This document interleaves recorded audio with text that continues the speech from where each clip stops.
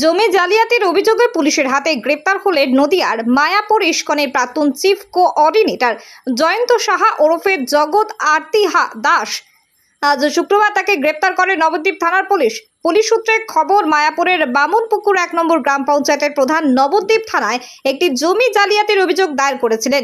সেই অভিযোগের ভিত্তিতে গতকাল বৃহস্পতিবার প্রথমে তাকে জিজ্ঞাসাবাদের জন্য থানায় নিয়ে যাওয়া হয়। এরপর দীর্ঘ জিজ্ঞাসাবাদ করে পুলিশ, তারপর তাকে গ্রেপ্তার করা হয়। সূত্র মারফত জানা গেছে, জমির চরিত্র বদল না করে বিদেশিদের কাছে সেই জমি তিনি বিক্রি করে দিতেন। ধৃতকে আজ আদালতে পেশ করা হলে 5 দিনের পুলিশি হেফাজতের নির্দেশ দিয়েছে আদালত। তারকেশ্বরের সর্বপ্রথম মডিউলার ওটি-যুক্ত hospital Tarakeswar Apollo multi speciality hospital. যোগাযোগ নাম্বার 03212276400 অথবা 9474147604।